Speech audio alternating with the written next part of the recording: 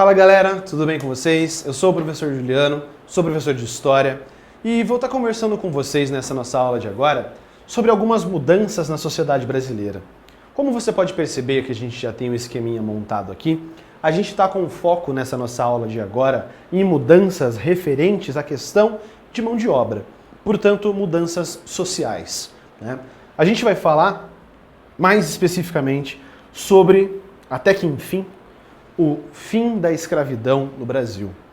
Como acontece isso, né? O fim da escravidão, que é um dos grandes flagelos que nós temos na nossa história. Vamos lá? Então a gente tem aqui os dois focos dessa nossa aula. As chamadas leis abolicionistas e especificamente a abolição da escravidão em si, certo? Vamos lá. O que significa, primeiro, leis abolicionistas? São leis que buscavam o fim da escravidão. Algumas delas, lá nos primórdios, no começo do século XIX, são as famosas leis para inglês ver. Lei que achavam que o governo brasileiro tentando iludir os ingleses, né? Para ver lá, ó, o Brasil está acabando com a escravidão, já tem uma lei ali mais ou menos, né? Para ver, dando essas enganadas aí no governo inglês. Bom, e por que a Inglaterra? Por que a gente fala de Inglaterra quando a gente está falando em Brasil nesse momento aqui? Por causa do seguinte motivo.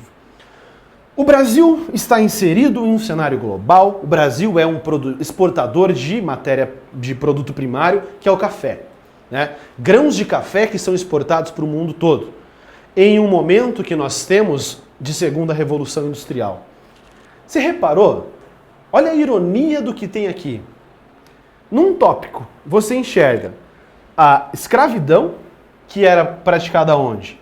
Na economia na economia cafeira no Brasil.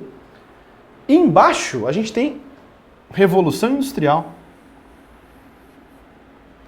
Quem é que trabalha na indústria?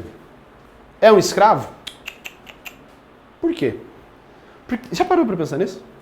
Por que a galera começou a se industrializar e não utilizava mais mão de obra escrava? Por causa que o escravo não produz de maneira efetiva. Ah, professor, achei que era por causa que eles estavam preocupados com os negros. Não, né? Um escravo, ele vai produzir. Até o ponto que chegue lá e ele pode se negar a produzir. Você pode bater nele, pode fazer o que quiser, ele não quisesse produzir, ele não ia produzir. Tem como se mandar um escravo embora? Não tem como. Porque você pagou por ele, você comprou, você gastou muita grana para comprar um escravo. Aí você vai pegar e mandar ele embora? Ele vai ficar grato por isso. Só que se você manda ele embora, quem sai perdendo é você. Por isso, a mão de obra assalariada, que tem salário, ela é mais lucrativa para o capitalismo do que a mão de obra escrava. Como assim? Se você tem mão de obra assalariada, a pessoa é livre para escolher se ela quer trabalhar na empresa ou não. Ninguém está obrigando ela.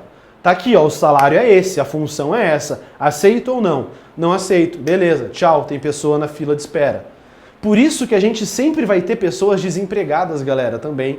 O desemprego dificilmente vai ser extinto em todo lugar do mundo, porque senão a mão de obra fica muito cara, certo? Então quando você tem muita gente disponível, você faz com que a mão de obra seja barata. E aí com o trabalhador tendo um salário, você consegue dispensar ele, caso ele não esteja alcançando a produtividade que você quer. Ó, cara, você trabalhou aí, mas você não está dando conta do recado. Falou. Pega e coloca outro para trabalhar. A tua meta de produtividade você consegue alcançar. E outra vantagem de você ter mão de obra assalariada, a mão de obra assalariada, ela recebe salário, né? O que é o salário? Mercado consumidor, cara. Por isso a Inglaterra pressiona o Brasil e outros países para acabar com a escravidão. E aqui então, nós temos algumas leis, chamadas de leis abolicionistas. A última dessas leis é a lei lá em 13 de maio de 88, que pôs fim à escravidão. Vem comigo. Quais leis são essas? Primeira coisa que a gente vai ver aqui, 1866. Os escravos da nação que ingressaram no exército foram libertados.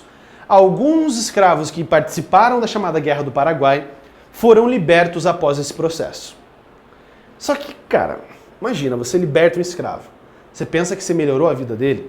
Só que o que é que um escravo vai fazer em 1866? O que é que um negro vai fazer no Brasil em 1866? O cara já é adulto, ele vai fazer uma faculdade de direito e vai começar a advogar? Não. Muitas dessas pessoas aqui nesse período, que foram libertas após a Guerra do Paraguai, essas pessoas não tinham onde morar. Alguns desses ex-escravos pediram para os seus senhores para voltar para a fazenda, outros subiram os morros, que eram regiões que pessoas não gostavam de morar, por ser muito difícil para a construção das moradias. Essas pessoas começam a subir os morros, já em 1866, e dão início às primeiras favelas do Brasil, porque eram locais em que as pessoas não queriam morar. 1869, os leilões públicos que vendiam pessoas escravizadas foram proibidos. Então, até 69 você tem leilões. Ah, eu pago tanto por esse escravo. Não, eu pago mais. Isso aí. Vendo o escravo como uma mercadoria. Vejam, não tem humanidade nisso, gente. Infelizmente, a gente tem que analisar isso da maneira que eles viam. Pelo menos perceber como eles viam essa situação. Certo? 1871. Temos a famosa Lei do Ventre Livre, ou chamada Lei Rio Branco. Olha o que ela dizia. Crianças nascidas de mãe escravizada a partir dessa data seriam consideradas livres. Além disso, o pagamento de alforrias não poderia mais ser recusado por proprietários. O proprietário não podia mais recusar isso aqui. Só que tem alguns estudos que falam o seguinte, que para essa criança poder ser livre, ela tinha que ter alcançado a maioridade, que eram 18 anos. Portanto, em 1871 a lei foi criada. A escravidão, o fim da escravidão acontece em 1888. Diminua aí 88 de 71, você chega a 17, portanto, quase ninguém chegou a esse processo de fim da escravidão, quase ninguém foi livre. Chegamos em 1885 a uma lei chamada Saraiva-Cotegipe, muito conhecida como Lei dos Sexagenários. Olha essa. Trabalhadores escravizados com 60 anos ou mais foram libertos. O proprietário do recém-liberto poderia ser indenizado. Cara, você já entendeu? O escravo trabalhou a vida toda na fazenda, sob sol e chuva, sofrendo um monte. Chega aqui aos 60 anos, como eu não sei que esse cara conseguiu chegar, sobreviver até os 60. E aí, quando ele chega aos 60 anos, né, a partir de 85, ele estaria liberto. Quem sai ganhando com essa lei aqui? É o escravo? Não. O que o escravo vai fazer depois dos 60 anos da vida dele? Vai ter um sonho dele de ir pra Disney? Não, cara. O que esse cara vai fazer com 60 anos de idade livre? É aqui que você percebe o seguinte. As pessoas dizem, os historiadores dizem, que quem foi privilegiado com essa lei não foi o escravo, foi o dono do escravo. Porque um senhor de 60 anos já está totalmente improdutivo na fazenda. O que ele vai fazer? Aí o cara dispensava, né, o proprietário do escravo mandava ele embora, vai aí, e ainda ganhava uma grana. Então resolveu o problema dos proprietários de escravo e não dos senhores ali com mais de 60 anos. Beleza? Até que nós chegamos, né, a um ponto importante, que é a abolição em si. Chegamos ao dia 13 de maio de 1888, em que a princesa Isabel assinou essa carta de abolição. Por que a princesa Isabel não é o Dom Pedro II? Porque o Dom Pedro II estava viajando nesse processo. Muitas vezes o Dom Pedro II saiu viajar pelo mundo, né? E a abolição, vejam, a abolição ela é algo que foi conquistado, não cedido. O movimento abolicionista já estava muito forte no Brasil. As pessoas que queriam o fim da escravidão, os negros já estavam se organizando cada vez mais, montando movimentos de guerrilha quase, para poder libertar outras pessoas. Para você tinha aqui negros que começavam a tomar posse das fazendas porque não aceitavam mais essa sujeição, né? Isso vai ganhando muita força. E aí, em 13 de maio, a princesa Isabel assina esse documento que conferiu a liberdade a todos os escravos no Brasil, sem o pagamento da indenização, né? Por isso que tem muita gente que criticou essa daí.